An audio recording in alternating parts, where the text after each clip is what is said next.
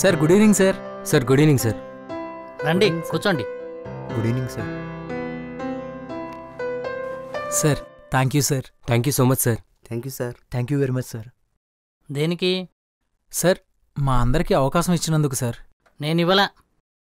మీ టాలెంట్తో ఈ అవకాశాన్ని మీరే పట్టుకున్నారు. మీరు పట్టుకురావాల్సింది ఇంకోటి ఉంది.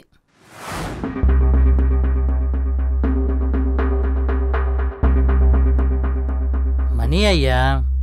సార్ అర్థం కాలేదు సార్. చూడండి, మనం తీసేదే మొదటి సినిమా.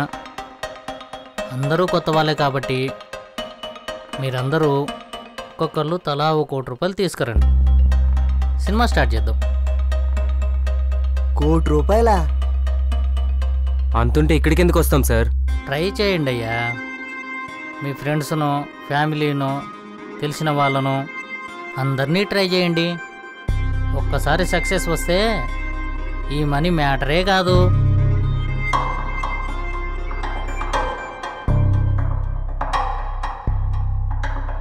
సార్ వెళ్ళొస్తాం సార్. బాయ్.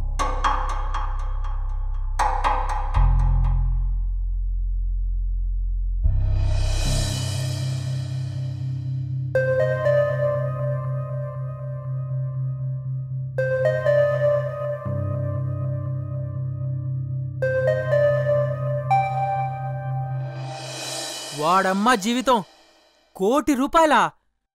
₹1,00,00,000 మనమే సినిమా తీసేవాళ్ళం కదరా. మొత్తం మా ఊర్లో ఉన్న గేదెలన్నీ అమ్మినా ₹1,00,00,000 రాదు కదరా. అసలు ఎలా కనపడుతున్నామో మా వాడికి.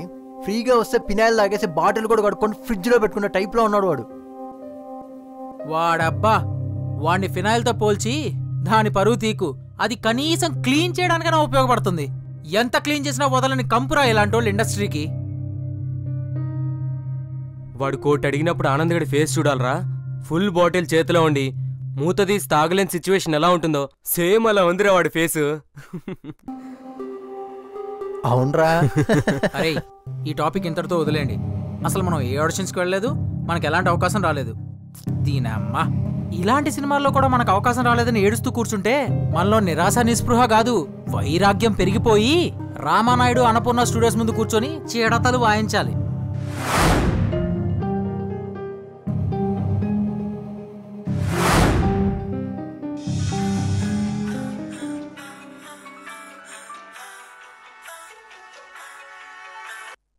అసలు దీని టార్చర్ ఏంటో